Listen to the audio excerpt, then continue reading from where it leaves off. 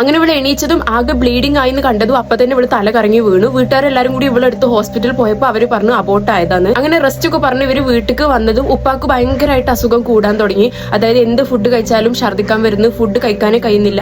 അങ്ങനെ ഒരു ഉപ്പാനെ കൊണ്ട് ഹോസ്പിറ്റലിൽ പോയി. ഉപ്പാക്ക് സ്ട്രോക്ക് ആണ് എന്നുള്ളത് മനസ്സിലായി. ആൻജിയോഗ്രാം എല്ലാം ചെയ്തിട്ട് ബ്ലോക്ക് ആണ് എന്നുള്ളത് കൺഫേം ആയി. അങ്ങനെ ആ ഒരു 2 വീക്ക് തന്നെ ഇത് കൂടിയിട്ട് ഉപ്പാക്ക് ആൻജിയോപ്ലാസ്റ്റി എല്ലാം ചെയ്ത് വീട്ടിലേക്ക് വന്ന് ആ ടൈമിൽ ഇവരുടെ വീടിന്റെ തന്നെ അടുത്ത വീടുള്ളവരൊക്കെ ഇവരോട് പറഞ്ഞു നിങ്ങളൊരു ഉസ്താദിനെ കാണിച്ചു നോക്കി. കാരണം മുന്നേ ഇവിടെ ഉള്ള ഉപ്പാക്ക് ഇതേപോലെ തന്നെ ആയിരുന്നു, പെട്ടെന്ന് സ്ട്രോക്ക് ആയതാണ്, പെട്ടെന്ന് ഇതുപോലെ തന്നെ ബ്ലോക്ക് ആണെന്ന് പറഞ്ഞ ആയതാണ്. പിന്നെ ഈ അബോർട്ട് ആയ കേസാണെന്നുണ്ടെങ്കിലും കുറച്ച് സ്ട്രെയിഞ്ച് ആണല്ലോ. അങ്ങനെ എല്ലാവരും പറഞ്ഞപ്പോൾ അനുവിന്റെ ഉപ്പാക്കൊന്നും ഇതിൽ തീരെ വിശ്വാസം ഇല്ലാന്നുണ്ടെങ്കിലും എന്താണെന്നുള്ളത് അറിയാം, എന്താണ് പ്രശ്നം എന്നുള്ളത് അറിയാന്ന് വിചാരിച്ചിട്ടുണ്ട് അവരൊരു ഉസ്താദിനെ കോൺടാക്ട് ചെയ്തത്. ആൻഡ് ഈ ടൈമിൽ അനുവിന്റെ വീട്ടിൽ മാത്രമല്ല പ്രശ്നങ്ങളുള്ള കേട്ടോ, ഈ ഏരിയയിലുള്ള എല്ലാ വീട്ടിലും ഇതുപോലെ ഓരോ സീനാണ് ഉണ്ടായോണ്ട് നിൽക്കുന്നതാണ്. അതായത് പലരും പല ഷാഡോ ഫിഗേഴ്സിനെ കാണുന്നത്, അതുപോലെ രാത്രിയായ ചങ്ങലിട്ട് വലിക്കുന്ന സൗണ്ട് കേൾക്കുന്നത്, രാത്രി ഒരു മിഡ് നൈറ്റിനൊക്കെ ശേഷം ആരോ ഡോറിൽ വലിയ സൗണ്ടിൽ മുട്ടുന്നത്, അങ്ങനെ സ്ട്രെയിഞ്ച് ആയിട്ടുള്ള കുറെ കാര്യങ്ങൾ ആ അടുത്തുള്ള വീട്ടുകളിലൊക്കെ നടക്കുന്നുണ്ട്.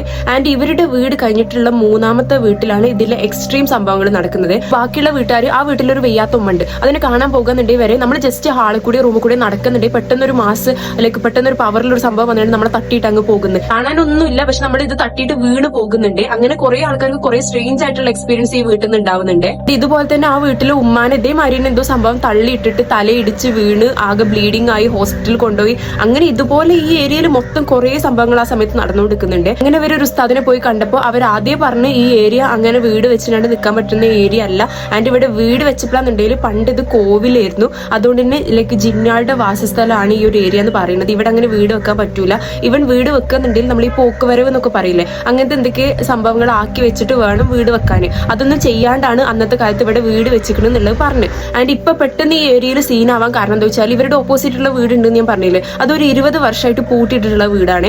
20 വർഷം മുന്നേ ആ വീട്ടിലെ ഉപ്പ മരിച്ചപ്പോഴാണ് ഇവർ വീട് മാറിപ്പോകുന്നത്. ആ വീട്ടിലെ ഉപ്പ എന്ന് പറയുന്നത് ഈ ജിന്നാളെല്ലാം ഒഴിപ്പിക്കുന്ന ആളുണ്ടാവില്ലേ, അങ്ങനത്തെ ആളായിരുന്നു. ആൻഡ് അയാൾ ഒഴിപ്പിക്കുന്ന ജിന്നാളെ ഓരോ ഒബ്ജക്റ്റിന്റെ ഉള്ളിൽ ഇപ്പൊ നമ്മൾ പ്രിസർവ് ചെയ്യുന്ന പോലെ ലോക്ക് ആക്കിയിട്ട് ആ വീടിന്റെ ഉള്ളിൽ തന്നെയാണ് അത് സൂക്ഷിച്ചു വെച്ചിട്ടുണ്ടായിരുന്നത്.